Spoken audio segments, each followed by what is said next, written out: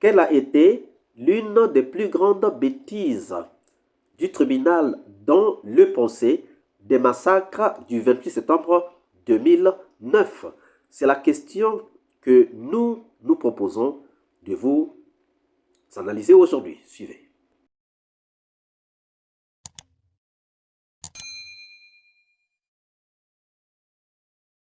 Bonjour, bonsoir, cela dépend de l'heure à laquelle vous regardez cette vidéo.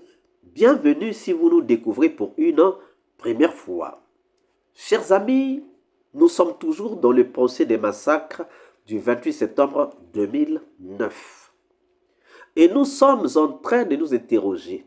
Le tribunal donnera-t-il un verdict qui va soulager les victimes? Et c'est pour cela que nous nous intéressons, chers amis, à ce que nous trouvons comme des ratés du côté du tribunal, qui pourront faire que le tribunal n'arrive pas à mieux discerner pour donner un verdict qui sera vrai. Il y a une question, un problème qui avait été posé par le commandant Toumba. Et nous pensons que ce problème est très important. Nous voudrions d'abord vous laisser cet extrait. À la fin, nous reviendrons pour en faire l'analyse.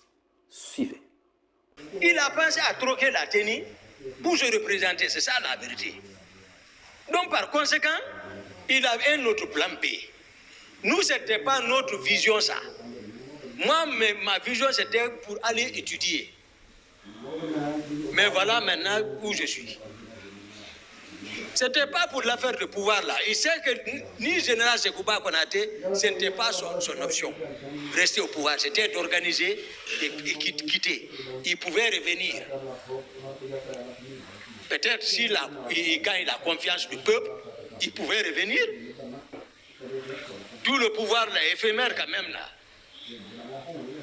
Depuis le président Dadis dit qu'il a ramassé le pouvoir. On ramasse le pouvoir. On ramasse le pouvoir. Dieu dit Kulillahumma malikal muluki tuti li muluka man tasau. Wa tanzi'ul muluka mimma tasau. Wa tu'izu man tasau wa tuzilu man tasau. Biyadika al-khairu innaka ala kulli shay'in qadir. Il dit c'est lui qui est le roi des rois. C'est lui qui donne le pouvoir à qui il veut. C'est lui qui arrache dans les mains de qui il veut. C'est lui qui donne la force à qui il veut. C'est lui qui humilie qui il veut. C'est lui qui détient tout. Mais il te donne à travers les personnes. Mais c'est Dieu quand même qui donne. On ne peut pas l'interroger. Mais on ne ramasse pas le pouvoir. Merci. Alors, le président Dadis a déclaré lors de son interrogatoire du 13 juillet 2015 que c'est vous qui l'aviez empêché d'aller au stade du 28 septembre.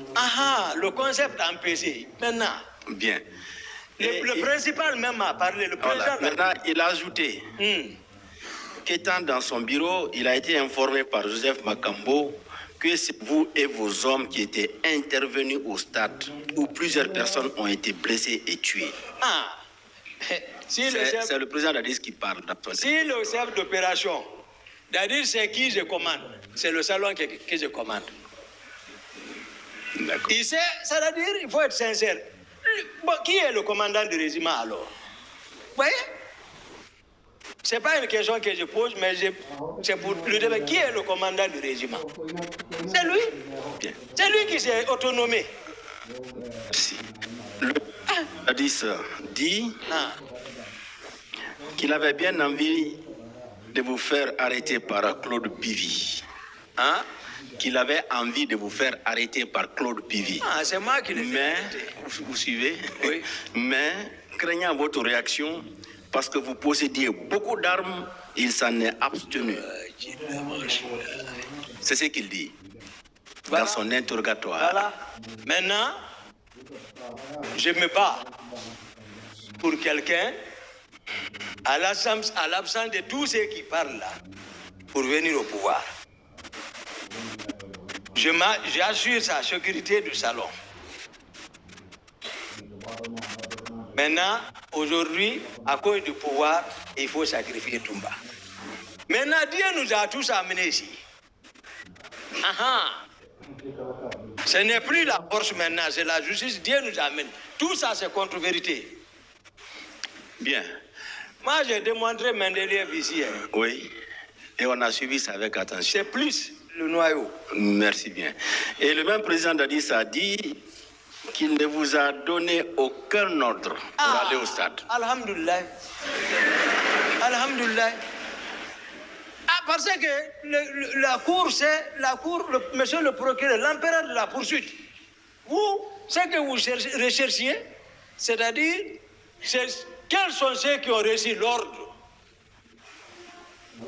Mon président me dit que je l'ai empêché. Ça corrobore avec ce que je dis.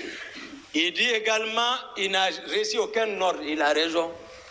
Je n'ai perdu que 3 minutes avec lui et j'ai pris ma responsabilité pour le dire sincèrement. Si ce n'était pas le désordre provoqué par ses proches qui avaient absorbé le salon, qui ont modifié lui-même parce qu'il s'est laissé faire le protocole de sortie, et il sort. Tegboro est là. Bambeto, je les ai trouvés. Tegboro, c'est lui qui est arrêté à ma place. Au palais, avec Ablaye Wade, le président Ablaye Wade, je les ai trouvés au palais. À Imbaya, je les cherche, je ne les ai pas vus. C'est-à-dire, je ne suis pas consulté même pour la sortie. Un jour même l'aide de camp, colonel Jo, Dadis même dit carrément, lui et Konaté, il dit Toumba, il faut rester, Jo va partir. Jo est monté, tout le monde s'est fâché. J'ai dit d'accord, je reste au camp. Ils sortent sans me consulter. Maintenant, moi je pense, le président, je l'ai expliqué maintenant comment je suis sorti. Peut-être il a compris maintenant comment je suis sorti à partir de mon explication, puisqu'il est ici. Mais il doit me remercier au moins. Parce que j'ai joué quand même mon rôle, malgré tout. Il sait entre lui et Dieu. Comme il aime jurer sur le Coran et la Bible, moi aussi j'aime jurer sur le Coran, on n'a qu'à mettre ici. Bien. Le même président Dadis a dit dans son interrogatoire toujours qu'il n'a recruté aucun milicien pour être envoyé à Kalea pour une formation. Voilà, voilà. Est-ce que vous confirmez cela? Que lui n'a recruté personne? Non. Non. Tous les gens proches sont partis dans leur région. C'est pourquoi j'ai dit ici, Pivi et Marseille, ils n'ont rien compris le pouvoir là. Ils n'avaient rien compris. Marseille, ils n'ont pas compris. Parce que Kalea, si tu n'es pas du sang, ok, Gergé, tu n'es pas là-bas. Si tu veux, il faut parler, il faut rester comme tu veux. Mais si tu ne parles pas Gergé, tu n'es pas là-bas. Voilà. Et il a ajouté que... Je ne voulais pas le dire, mais je le dis. Il a ajouté que, puisque le général Sekouba Konaté était le ministre de la Défense, que c'est lui qui a fait les recrutements pour les envoyer au camp Kalea. Non. Le protocole de recrutement ne passe pas comme ça quand même. Comment ça se passe? Dans les conditions normales, c'est le peuple qui sollicite. S'il y a nécessité, à travers le Parlement, on soumet. Vous venez donc de suivre le commandant Toumba parler. Il parle de beaucoup d'éléments. Mais nous n'allons pas aujourd'hui nous intéresser à tous ces éléments. Mais nous allons nous intéresser à certains éléments. Déjà, le président Dadis pouvait sortir avec d'autres éléments sans que lui ne soit au courant. Comment pouvait-on laisser le patron de la garde présidentielle et sortir sans qu'il ne soit informé? C'est cela qui nous donne le doute sur la position de Toumba, qui est prétendu être le patron de la garde présidentielle. Comment un président peut-il sortir sans que le patron de la garde présidentielle ne soit au courant. Donc, nous comprenons tout simplement que Toumba n'était pas le patron de la garde présidentielle. Ça, c'est le premier élément. Le deuxième élément, il y a eu un moment lorsqu'il parle du colonel Jo. Le colonel Jo lui a dit, Toumba, toi, tu peux rester. Comment peut-on laisser un patron de la garde présidentielle, un aide de camp, le laisser comme ça que toi tu peux rester? Et ça nous donne des arguments de comprendre que Toumba n'était réellement pas le patron de la garde présidentielle. Toumba n'était pas le patron de la garde présidentielle. Donc, s'il y a eu la garde présidentielle au stade, ce n'était pas sous le commandement de Toumba, parce que Toumba n'en était pas le chef. Un autre aspect, Toumba dit, Dadis aime jurer sur le Coran et la Bible. Moi, j'aime jurer sur le Coran. Ici, on n'est pas en matière de religion, hein, chers amis. Parce qu'après, on dira que vous soutenez Toumba ou bien vous soutenez Dadis parce que vous êtes chrétien, parce que vous êtes... Non. Dadis est double. Il est en même temps chrétien et en même temps musulman. Dadis aime jurer sur les deux Corans, sur les deux livres, donc le Coran et la Bible. C'est pour mélanger. C'est pour dire que je suis musulman et en même temps, je suis chrétien. Donc, double carapace. C'est tellement simple.